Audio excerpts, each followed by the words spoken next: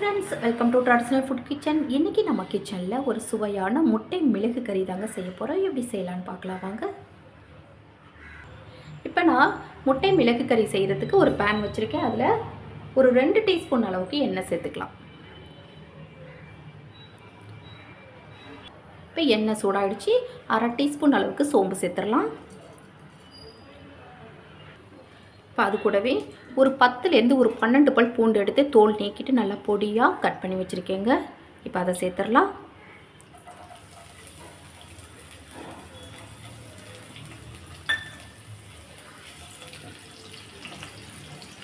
இப்போ இது கொஞ்சம் நல்லா வதங்கி வரட்டும்.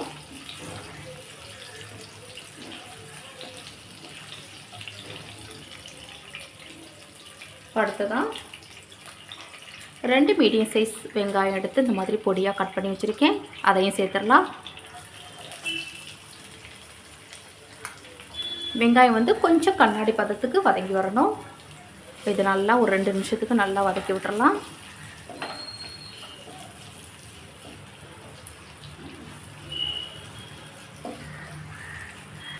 பாருங்கள், வெங்காயம் ஓரளவுக்கு நல்லாவே வதங்கி வந்துருச்சு. இப்போ இதுலேயே நல்லா பொடியாக கட் பண்ண தக்காளி, நல்லா பழமான தக்காளியாக 2 எடுத்து நல்லா பொடியாக இந்த மாதிரி கட் பண்ணி வச்சுருக்கேன். இப்போ இதை சேர்த்துடலாம்.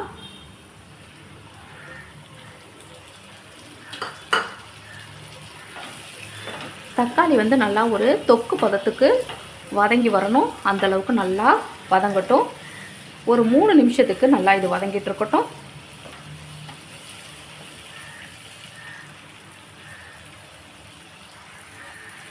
இப்போ இதிலையே கொஞ்சமாக கருவேப்பிலை சேர்த்துடலாம். இப்போ இது கூடவே ஒரு 3 வரமிளகாய் சேர்த்துக்கலாம். நீங்கள் பச்சை மிளகாய் வேணால் கூட சேர்த்துக்கலாம். நம்ம வந்து இதுக்கு வந்து மிளகாய் தூள் சேர்க்க போகிறது கிடையாது, வெறும் மிளகுத்தூள் மட்டும் தான் சேர்க்க போகிறோம். அதனால தான் நான் வரமிளகாய் சேர்த்துருக்கேன். இன்னும் கொஞ்சம் நல்லா வதங்கட்டும். இப்போ தக்காளி வதங்குற அளவுக்கு கொஞ்சமாக கல் உப்பு சேர்த்துடலாம். நம்ம கல் உப்பு சேர்த்தோம்னா கொஞ்சம் சீக்கிரமாக வதங்கிடும்.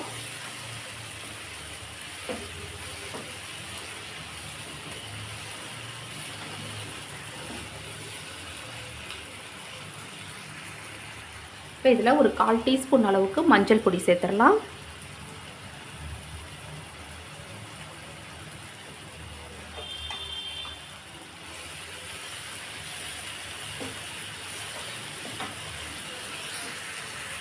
இப்போ இதிலேயே கொஞ்சமாக கொத்தமல்லி இலை சேர்த்துடலாம்.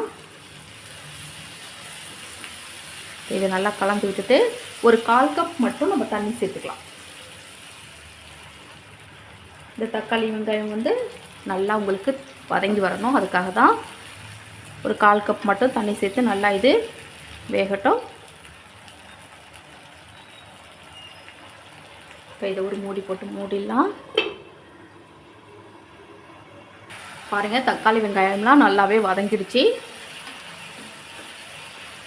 இதை நல்லா கலந்து விட்டுட்டு இப்போ நம்ம மிளகுத்தூள் சேர்த்துடலாம். நான் ஒரு 1/2 டீஸ்பூன் அளவுக்கு மிளகுத்தூள் சேர்க்குறேன். நம்ம வந்து மிளகாய் தூளெல்லாம் நம்ம சேர்க்கல, அதனால் மிளகுத்தூள் மட்டும் தான் நான் சேர்க்குறேன்.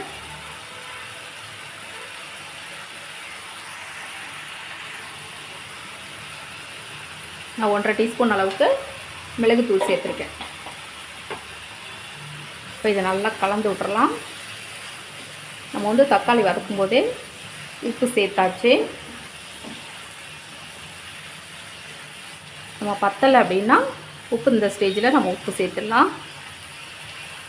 இப்போ இதை நல்லா லெவல் பண்ணி விட்டுறலாம்.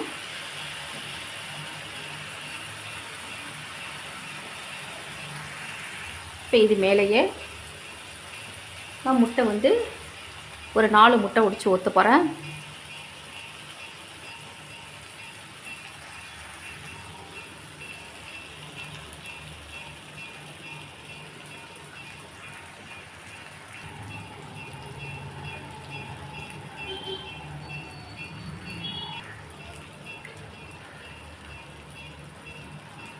இப்போ நம்ம இதை வந்து கலந்தெல்லாம் விட வேண்டாம். அப்படியே ஒரு மூடி போட்டு ஒரு 3 நிமிஷத்துக்கு அப்படியே வச்சிடலாம். அடுப்பை வந்து மீடியம் ஃப்ளேமில் வச்சுக்கணும். இப்போ ஒரு 3 நிமிஷம் அப்படியே இருக்கட்டும் மூடி போட்டு. இப்போ 3 நிமிஷம் ஆயிடுச்சு. இப்போ திறந்துடலாம். இதை அப்படியே நம்ம திருப்பி போட்டுடலாம்.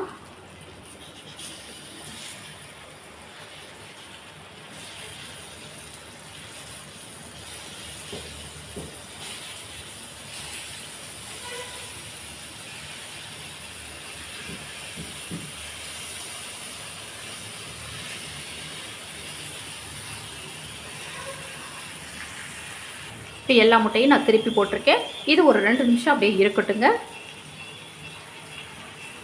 இப்போ நான் திருப்பி போட்டு 2 நிமிஷம் ஆயிடுச்சு. இதை வந்து அப்படியே நம்ம பெரிய பெரிய பீசஸாக கட் பண்ணிக்கலாம். இதை நம்ம அப்படியே சாப்பிட்டாலும் சாப்பிடலாம், இல்லைன்னா இப்படி இந்த மாதிரி கட் பண்ணி கூட நீங்கள் போட்டுக்கலாம்.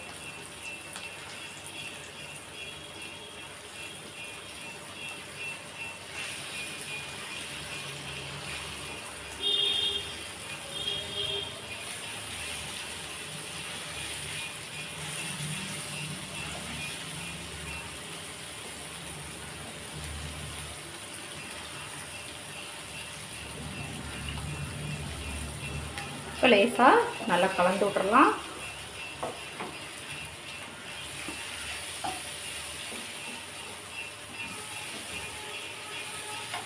இதில் கொஞ்சமாக கொத்தமல்லி இலை சேர்த்துடலாம்.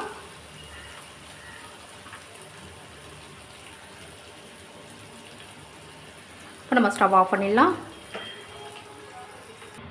பாருங்கள், சூப்பராக முட்டை மிளகு வறுவல் ரெடி ஆகிடுச்சுங்க.